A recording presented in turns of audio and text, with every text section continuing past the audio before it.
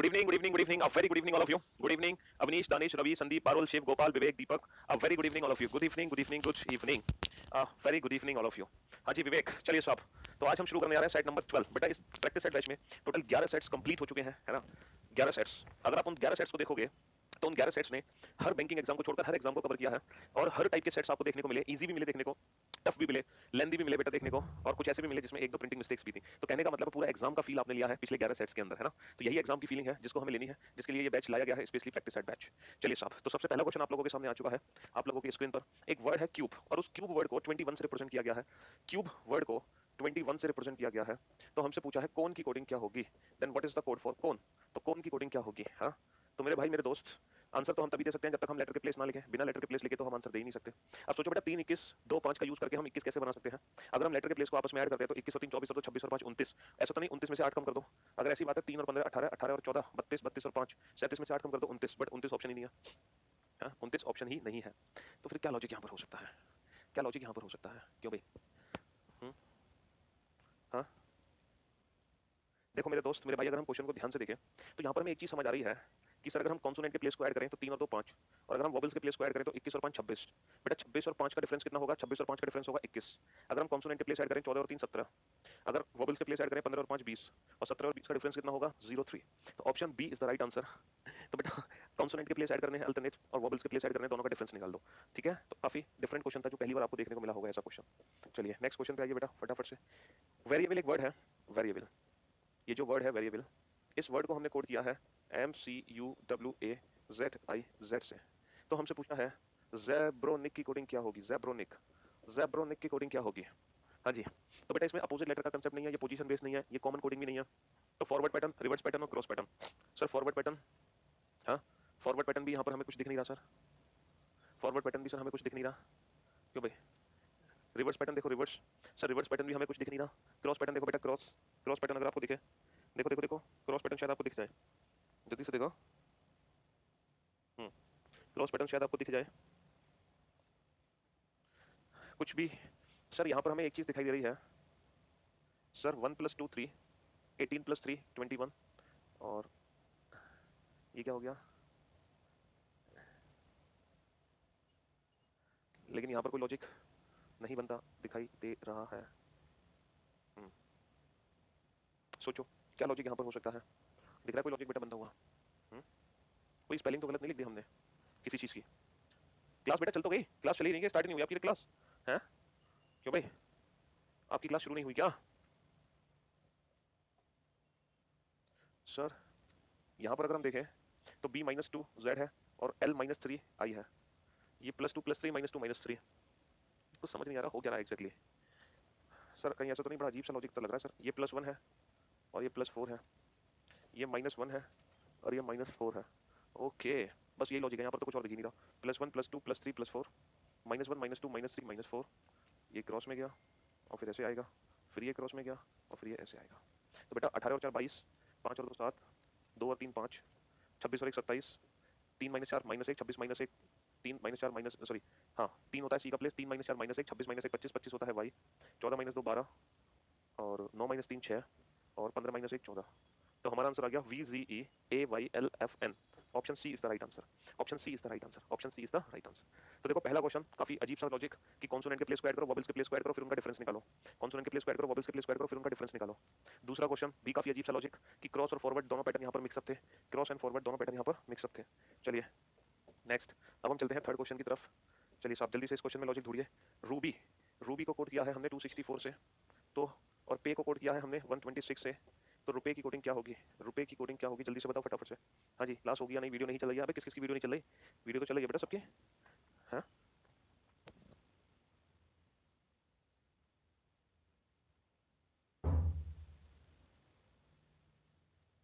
Let me check, एक बार मैं check कर लूँ क्लास चल रही है नहीं, क्लास चलनी तो चाहिए बेटा।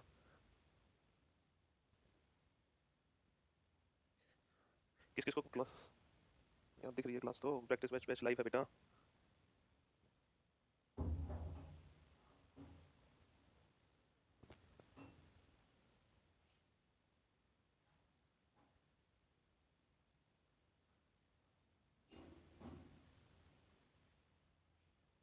हाँ जी तीन क्वेश्चन छूट गए बेटा, तीसरा क्वेश्चन छूटा नहीं है, अभी दो ही क्वेश्चन छूटे हैं, सिर्फ दो ही क्वेश्चन छूटे हैं, तीसरा क्वेश्चन नहीं छूटा है। ये तीसरा क्वेश्चन है, लेटर के प्लेस नोट डाउन करो बेटा। 18 21 2 25 है ना, 16 1 25, 18 21 16 1 25। फटाफट से लेटर के प्लेस को ऐड करो जल्दी से।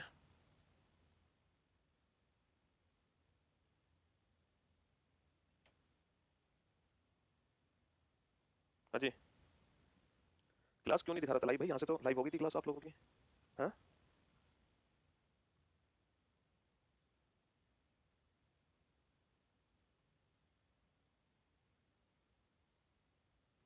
अब लाइव चलने लगी क्लास, अब तो कोई दिक्कत नहीं है ना, अब तो ठीक है। अच्छा, आप लोगों के तीन क्वेश्चन छूट ही गए, चलो कोई बात नहीं, आप इस तीसरे क्वेश्चन को देखो, पहले दो क्वेश्चन का रिवीजन में करा देता हूँ, कोई नहीं, पहले दो क्वेश्चन का रिवीजन में करा देता हूँ, अब आप इस क्वेश्चन को ध्यान से देखो। हाँ जी, चलिए साहब, तो अगर हम यहाँ पर लेटर्स के प्लेस को ऐड करें बेटा, सारे लेटर्स के प्लेस को अगर हम ऐड करें तो लेटर के प्लेस ऐड करके कितना बनेगा? 25 और 2 27, 27 और एक 28, 28 और 38 और 48, 48 और 56 और 10 66, 66। लेकिन बेटा 66 से 264 कैसे बना सर? 66 से 264 कैसे बना सर? इंटू 4 कर दो, इंटू 4 कर दोगे तो 264 बन गया, इंटू 4 कर दोगे तो 264 बन गया। ठीक है मेरे भाई, 16 और 1 17, 17 और 25 कितना होगा? 25 और 42। अच्छा, 42 से 126 कैसे बना सर? यहाँ पर इंटू 3 कर दो, यहाँ पर इंटू 3 कर दो, 18 और 21, 18 और 20, हाँ 20 और 10 30, 38 39, 39 और 6 45 और 10 55, 56 56 और 71 81 91। अब 91 में बेटा किसका मल्टीप्लाई करोगे? 91 में किसका मल्टीप्लाई करोगे बेटा? यहाँ पर हमने 4 का मल्टीप्लाई किया, यहाँ पे 3 का मल्टीप्लाई किया, यहाँ पे किसका मल्टीप्लाई करोगे सर? यहाँ पर 4 डिजिट थी, 4 का मल्टीप्लाई, 3 डिजिट थी, 3 का मल्टीप्लाई, यहाँ पे 5 डिजिट है, 5 का मल्टीप्लाई। तो हमारे क्वेश्चन का आंसर कितना आ गया? 455, 450। हाँ, जितने नंबर ऑफ लेटर हैं उसी से तो मल्टीप्लाई करो, एडिशन में शायद गलती कर दी हमने। अब 5 और 1 6, 6 और 6 12, 12 और 1 13 और 8 21, 7 लगे 2 4, 4 और 1 5, 5 और 2 7 और 1 8, 81 आएगा, 81। तो 405 आ गया, option A is the right answer, option A is the right answer. ठीक है, देखो दूसरा क्वेश्चन बेटा ये था जो आप लोगों का छूट गया। दूसरा क्वेश्चन कोडिंग डिकोडिंग का क्वेश्चन था कि इस वर्ड को हमने इस वर्ड में कोड किया तो इस वर्ड की कोडिंग क्या होगी। तो मेरे भाई ये खतरनाक सा क्वेश्चन था जिसमें हमने +1 +2 +3 +4 -1 -2 -3 -4 का लॉजिक है, और लॉजिक क्रॉस पैटर्न में है इस तरीके से, लाइक दिस, इस तरीके से है क्रॉस पैटर्न में, लाइक दिस। ये लॉजिक था इस क्वेश्चन में, तो ये काफी खतरनाक सा क्वेश्चन था। ठीक है, और वैसे ही अगर हम पहले क्वेश्चन की बात करें तो जो पहला क्वेश्चन है बेटा उसमें क्या था कि अल्टरनेट लेटर के प्लेस को ऐड करो बेटा, कॉन्सोनेंट को ऐड करो तो 3 और 2 5, वोवेल्स को ऐड करो 21 और 5 26, तो 26 और 5 का डिफरेंस कितना होगा? 21 होगा। कॉन्सोनेंट के प्लेस को ऐड करो बेटा, 14 और 3 17, 15 और 5 20, और बेटा 20 और 17 का डिफरेंस कितना होगा? 20 और 17 का डिफरेंस होगा 3। तो वोवेल्स के प्लेस को ऐड करो, कॉन्सोनेंट के प्लेस को ऐड करो, दोनों का डिफरेंस, वोवेल्स के प्लेस को ऐड करो, कॉन्सोनेंट के प्लेस को ऐड करो, दोनों का डिफरेंस। तो ये भी क्वेश्चन काफी अच्छे लेवल का क्वेश्चन था पहला वाला, दूसरा भी काफी खतरनाक सा क्वेश्चन था, और तीसरा क्वेश्चन तो ठीक ठाक से था जब से आप लाइव हुए थे, तो तीसरा क्वेश्चन तो ठीक ठाक सा था। अब चलते हैं नेक्स्ट चौथे क्वेश्चन की तरफ। ठीक है मेरे भाई, अब जैसे ये क्वेश्चन आपके सामने है, इस सीरीज को फिल करना, देखो ये तो सिंपल क्वेश्चन होते हैं, ये वाले तो ये जो सिंपल क्वेश्चन होते हैं बेटा। जो तीसरा क्वेश्चन है उसमें पता है क्या है? लेटर के प्लेस को ऐड करो और जितने लेटर है ना इस वर्ड में उसी से मल्टीप्लाई कर दो। जैसे 4 लेटर है तो 4 से मल्टीप्लाई, 3 लेटर है तो 3 से मल्टीप्लाई, 5 लेटर है तो 5 से मल्टीप्लाई। नेक्स्ट क्वेश्चन पे आइए, अगर आप इस क्वेश्चन को ध्यान से देखें तो P Q R, P Q R S and P Q R S T, तो Q Q R P R, Q Q R P R, option B is the right answer, option B is the right answer. पहला question बता तो दिया मैंने बेटा, यार कितनी बार कराएं पहला क्वेश्चन। वोवेल्स के प्लेस को ऐड करो, कॉन्सोनेंट के प्लेस को ऐड करो, दोनों का डिफरेंस निकाल दो। चलिए इस स्टेटमेंट को पढ़िए फटाफट से, जल्दी से कथन कथन को पढ़िए, इस स्टेटमेंट को पढ़िए फटाफट से। गरीबी एक, गरीबी एक, गरीबी एक, poverty is a symptom as well as a consequences of social disorder. ये डिसऑर्डर है, डिसऑर्डर, गरीबी एक लक्षण है और साथ ही सामाजिक विकार का एक परिणाम। Consequences of social disorder, social disorder समझते हो बेटा? जब सोशल डिसऑर्डर होता है तो जो गरीबी है वो उसका एक लक्षण भी होता है। सोशल डिसऑर्डर हो रहा है, सोशल इंबैलेंस हो रहा है, तो गरीबी एक लक्षण भी है और गरीबी कंसिक्वेंसेस भी है, मतलब उसका परिणाम भी है कि अगर सोशल डिसऑर्डर होगा है ना, सामाजिक असंतुलन आएगा तो गरीबी बढ़ेगी। ठीक है, तो पहला जो निष्कर्ष है वो क्या है? Poverty is a type of social order. बेटा सोशल ऑर्डर का प्रकार थोड़ी है, हम सोशल डिसऑर्डर की बात कर रहे हैं, हम सोशल डिसऑर्डर की बात कर रहे हैं ना कि सोशल ऑर्डर की। हम सोशल असंतुलन की बात कर रहे हैं, असंतुलन की बात कर रहे हैं ना कि संतुलन की। तो बेटा गरीबी सामाजिक संतुलन का प्रकार नहीं है।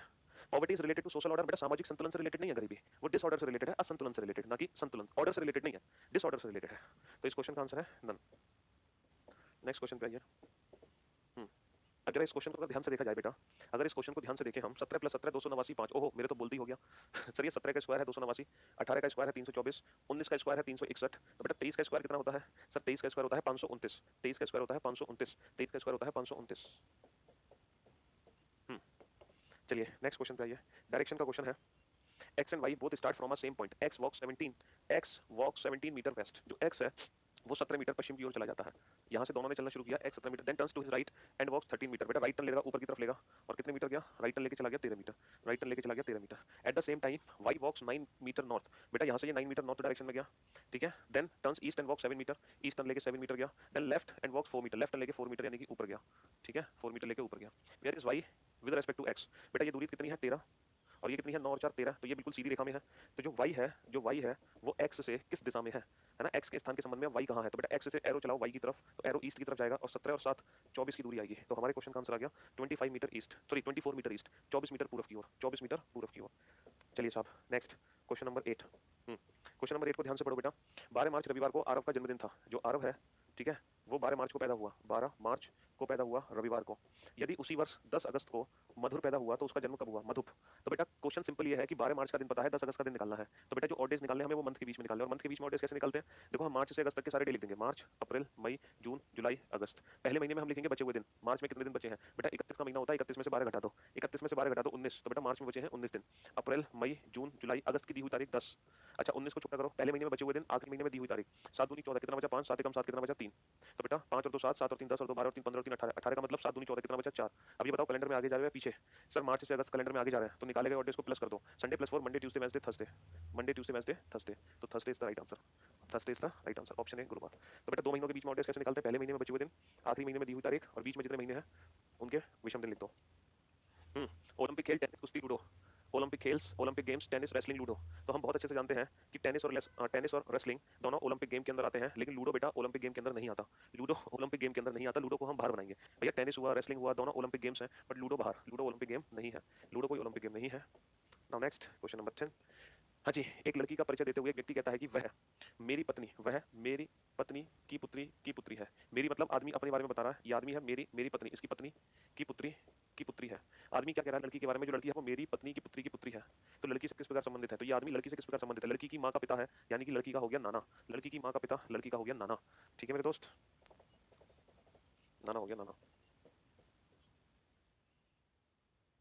हाँ जी, हंट की कोडिंग पता करनी है हमें, हंट की कोडिंग क्या होगी, आर को 57 से लिखा, हंट की कोडिंग क्या होगी, टी का कोड पता करो पहले तो, क्या 88 टी का कोड है, सर 88 एम का कोड है, क्या 00 टी का कोड है, 00 टी का कोड है, क्या 79 टी का कोड है, सर 79 यू का कोड है, 41 सर 41 टी का कोड है, तो बेटा दो ऑप्शन एलिमिनेट हो गए, दो ऑप्शन एलिमिनेट हो गए।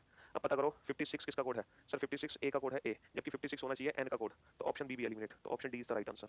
ऑप्शन एलिमिनेशन ट्रिक का यूज करोगे तो बहुत जल्दी क्वेश्चन सॉल्व होगा, वरना टाइम लेगा क्वेश्चन सॉल्व होने में। हाँ जी भाई साहब क्या कहना चाह रहे हैं कि भारत की जीडीपी उचित दर से बढ़ती जा रही है, लेकिन रोजगार इस गति से नहीं बढ़ रहा। देखो पहला कथन क्या है कि जीडीपी बढ़ती जा रही है, रोजगार नहीं बढ़ रहा। भाई साहब जीडीपी बढ़ती जा रही है लेकिन रोजगार नहीं बढ़ रहा, सही बात है। तो दूसरा है 20 मिलियन से अधिक युवा भारतीय वर्क फोर्स में शामिल होते हैं। बेटा वर्क फोर्स का मतलब समझते हो, वर्क फोर्स का मतलब ये है, वर्क फोर्स का मतलब ये है, वर्क फोर्स का मतलब ये है कि उसमें सारे के सारे वो आते हैं, अनएम्प्लॉयमेंट और एम्प्लॉयमेंट दोनों के दोनों ही आते हैं वर्क फोर्स के अंदर। तो बेटा हर साल 20 मिलियन यंग लोग इंडियंस जुड़ जाते हैं वर्क फोर्स के अंदर, तो दोनों ही बातें कथन है। अब निष्कर्ष क्या है, पहला निष्कर्ष है जनसंख्या वृद्धि रोजगार दर से अधिक है, बिल्कुल सही जवाब। भाई साहब रोजगार वृद्धि तो है ही नहीं, रोजगार दर तो है ही नहीं, और जनसंख्या वृद्धि तो लगातार बढ़ रही है, रोजगार बढ़ नहीं रहा, बिल्कुल सही है। दूसरा है रोजगार का सृजन कम करने की मांग बहुत अधिक है, supply basket is less but the demand basket for job is very high, ये भी बिल्कुल सही बात है। भाई साहब सप्लाई बास्केट तो मतलब जॉब है दो और कंपटी है ना, कंपटीशन है हजारों के बीच में, तो यहाँ पर दोनों ही निष्कर्ष सही है, both follow. Next question number 13। बेटा डिक्शनरी का क्वेश्चन है, इन वर्ड्स को हमें डिक्शनरी पैटर्न से रीअरेंज करना है, तो बेटा क्वेश्चन हमेशा ऑप्शन से बनाया करो। अच्छा अगर हम यहाँ पर देखें तो यहाँ पर हमें ऑप्शन की जरूरत नहीं है क्योंकि सिर्फ 4 ही वर्ड है। देखो एन एन और N N sorry N N पहला पहला लेटर सब में सेम है, तो बेटा ये बताओ ए ई और यू में सबसे पहले क्या आएगा, ए आएगा, तो फर्स्ट वाला सबसे पहले आएगा, फर्स्ट वाला सबसे पहले ऑप्शन डी में है, तो option D is the right answer, option D is the right answer, क्योंकि ए वाला लेटर वाला सबसे पहले आएगा, ए के बाद आएगा ई वाला, ई में भी एस और डब्ल्यू में एस वाला आएगा, ठीक है। हाँ जी, तो option D is the right answer.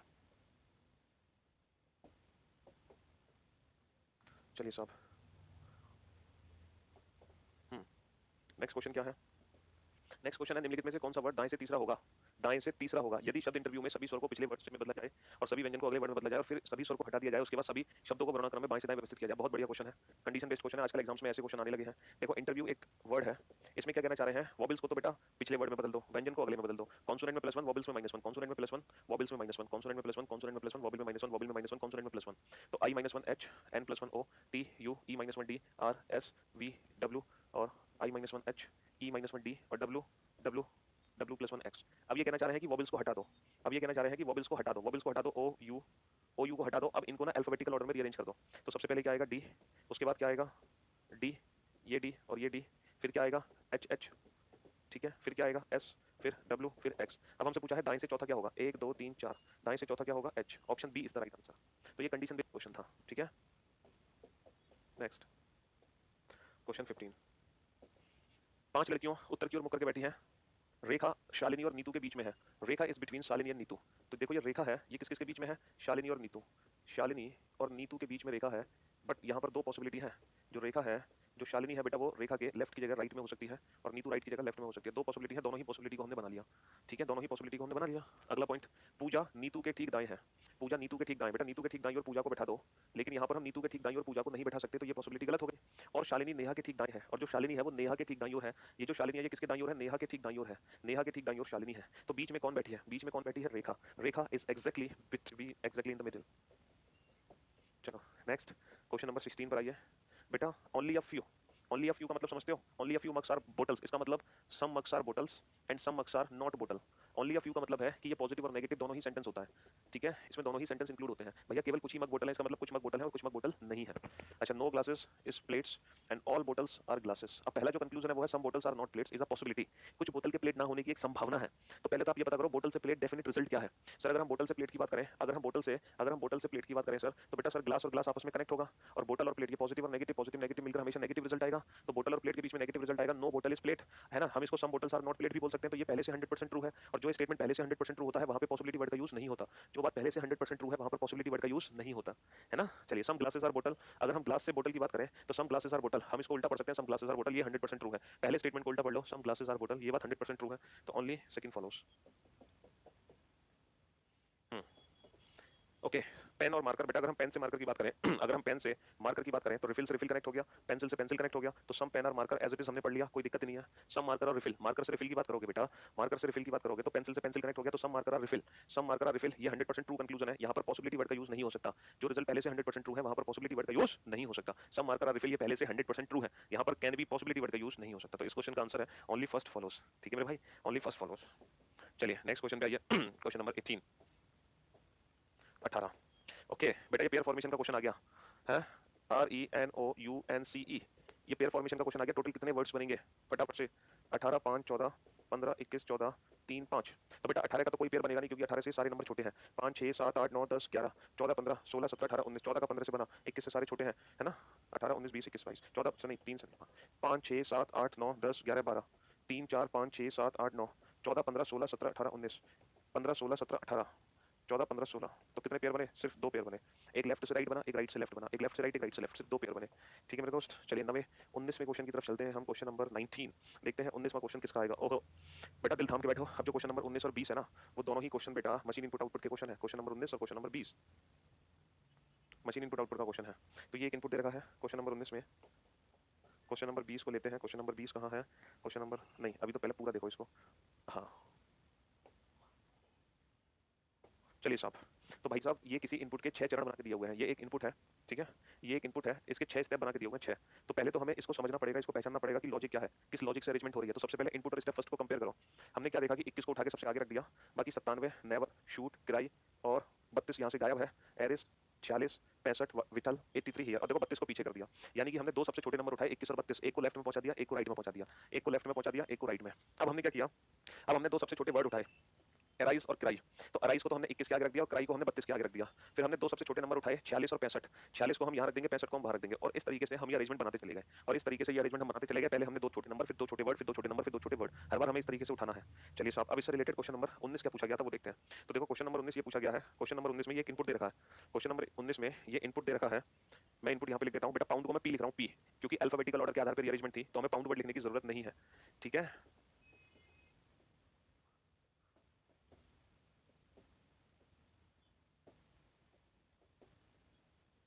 हाँ जी, pound 18, under 76, eat 27, brown 37, 51, victory 86 और नाइट। हमसे पता है क्या पूछा है? How many steps will be needed to complete this arrangement.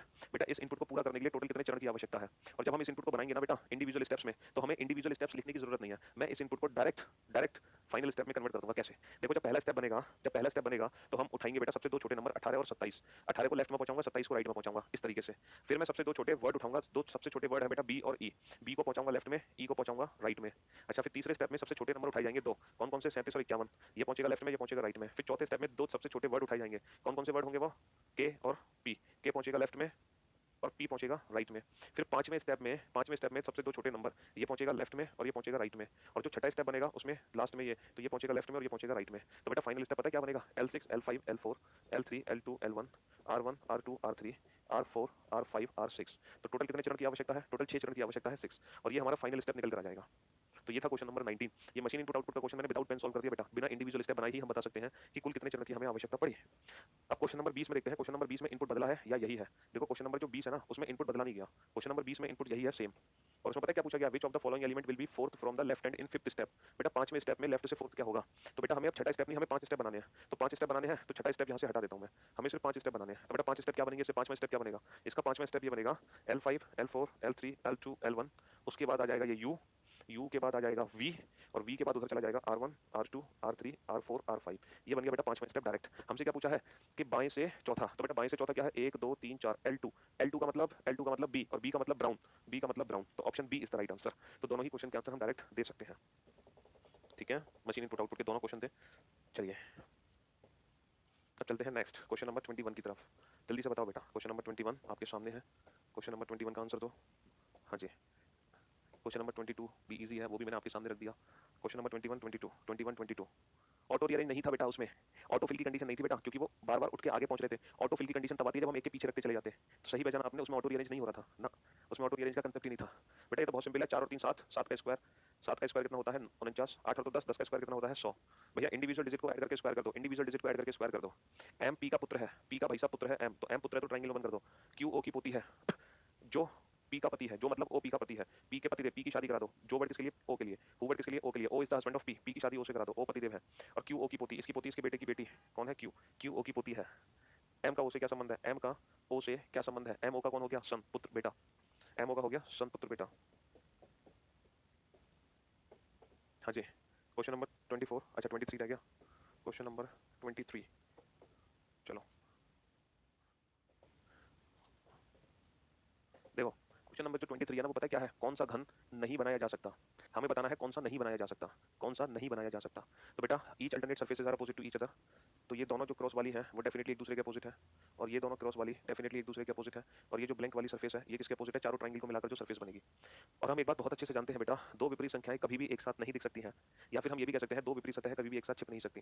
बेटा दो विपरीत सतह कभी भी एक साथ छिप नहीं सकती, और दो विपरीत सतह कभी भी एक साथ दिख नहीं सकती। तो ये दोनों जो विपरीत सतह हैं, ये दोनों जो विपरीत सतह हैं, ये बेटा कभी भी एक साथ छिप नहीं सकते, इन दोनों में से किसी एक सरफेस का दिखना जरूरी है। देखो ऑप्शन ए में ये वाली सरफेस दिखाई दे रही है, ये छिपी हुई है, इसमें ये दिखाई दे रही है और ये छिपी हुई है। इसमें ऑप्शन सी को ध्यान से देखो, ऑप्शन सी में ये दोनों ही सतह छिपी हुई है, जबकि दो विपरीत सतह ना तो कभी एक साथ दिख सकती और ना ही कभी एक साथ छिप सकती। तो बेटा दोनों बेटा ये एक साथ छिप नहीं सकते, तो ऑप्शन सी इस फिगर को फोल्ड करके कभी भी नहीं बनाया जा सकता। तो इसीलिए इस क्वेश्चन का कौन सा ऑप्शन सही होगा, option C is the right answer. बेटा डी को बना सकते हो, इन दोनों के साथ ये रख सकते हो, इन दोनों के साथ ये रख सकते हो। 3 क्रॉस कभी भी एक साथ नहीं आ सकते, क्योंकि 3 क्रॉस एक साथ आएंगे तो पक्का दो एक दूसरे के विपरीत होंगे। तो ऑप्शन सी को छोड़कर सारी फिगर्स बनाई जा सकती हैं ए बी डी, लेकिन सी एक ऐसा ऑप्शन था जो उसको फोल्ड करके कभी भी नहीं बनाया जा सकता। हमने क्या देखा बेटा, 5 का क्यूब कितना होता है 125, 10 की पावर 4 कितनी होती है 10,000, 2 की पावर 5 कितनी होती है 2 दूनी 4 दूनी 8 दूनी 16 दूनी 32।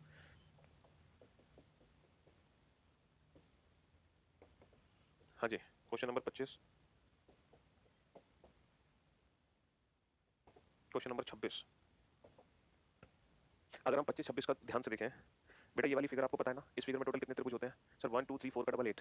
तो जैसे यहाँ पर ये बॉक्स बना हुआ है ऑलरेडी, ये देखो ये बॉक्स बना हुआ है, इस बॉक्स के अंदर कितने हैं 1 2 3 4 का डबल 8, 8 8 जो रेड कलर का बॉक्स है। अच्छा उस 8 के बाद नवा त्रिभुज ये है, 10वां ये है। ठीक है, अब इन सबको आपस में जोड़ दो, जब हमने जोड़ा तो बेटा 8 और तो 10 तो बन गए। अब एक्स्ट्रा त्रिभुज कितने बने, देखो 1 2 और एक ये बड़ा वाला 3, कितने त्रिभुज एक्स्ट्रा बने, 3 त्रिभुज एक्स्ट्रा बने। तो option C is the right answer, 3 त्रिभुज बड़े वाले एक्स्ट्रा बन गए। अच्छा अगर इस फिगर को ध्यान से देखें तो बेटा ये वाली फिगर ये घूमेगी और ये ऐसे कंप्लीट होगी, तो वो ऑप्शन करेक्ट होगा जिसमें right hand side top corner पर ये वाला पोर्शन मिले। Right hand side top corner पे नहीं है, right hand side top corner पे नहीं है, यहाँ पर है यहाँ भी है, बच गए। अच्छा ये 2 लाइन है, ये 3 लाइन है, ये 4 लाइन है, तो यहाँ पे 5 लाइन होंगी, ये 5 लाइन नहीं है, 5 लाइन ये है। Option B is the right answer, option B is the right answer.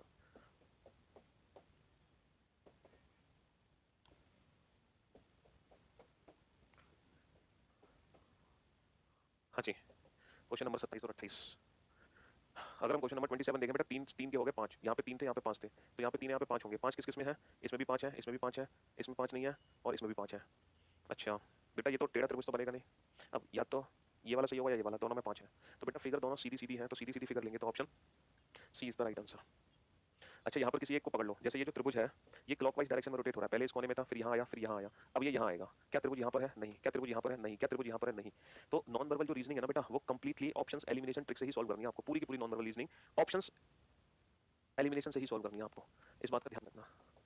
ठीक है, ऑप्शंस एलिमिनेशन ट्रिक से ही पूरी नॉन वर्बल रीजनिंग चलेगी। नॉन वर्बल रीजनिंग में कहीं भी कोई भी बेटा ये तो पास वाली पिक्चर पास और दूर वाली पिक्चर दूर, तो एल जी सही है, ये गलत है, यहाँ पर एल नहीं है, एल उल्टा बना दिया, एल जी, ये दोनों सही है। फिर एल के बाद आर बनेगा, आर बेटा आर की इमेज गलत है, तो option A is the right answer, option A is the right answer. पास वाली इमेज पास, दूर वाली इमेज दूर। अच्छा, कौन सी फिगर है जो छिपी हुई है, ये हमें पता लगानी है। हाँ जी साहब, कौन सी फिगर है जो हिडन है? ओके, ये हमें पता लगाना है। हाँ जी, इस फिगर में कौन सी फिगर है जो हिडन है? देखो ये जो जुड़ा हुआ है ये पार्ट अलग है, ये पार्ट अलग है, ये दोनों हाफ हाफ नहीं है, जबकि यहाँ पर ये हाफ हाफ पार्ट है, यहाँ पर ये हाफ हाफ है, जबकि ये रेक्टेंगल है, ये रेक्टेंगल नहीं आएगा बेटा, ये स्क्वायर के बॉक्स के अंदर है, तो ऑप्शन ए तो नहीं है। ठीक है साहब, ये वाली लाइन यहाँ से जाने दी, ऑप्शन बी भी नहीं है। अब बच गए ये दो फिगर। अगर हम इस फिगर को ध्यान से देखें तो बेटा ये वाली लाइन यहाँ से जा सकती है इस तरीके से, और अगर इसको देखें तो ये, हाँ, लेकिन एक चीज़ ध्यान से देखना, एक चीज़ ध्यान से देखना बेटा, अगर हम इस ऑप्शन को लेने की कोशिश करें ना तो यहाँ से ये बनेगा, ऐसे बनेगा, यानी कि ये दोनों पॉइंट एक दूसरे की सीधी रेखा में आएंगे इस तरीके से, लेकिन यहाँ पर ये दोनों पॉइंट एक दूसरे की सीधी रेखा में नहीं है, इसीलिए definitely option C is the right answer.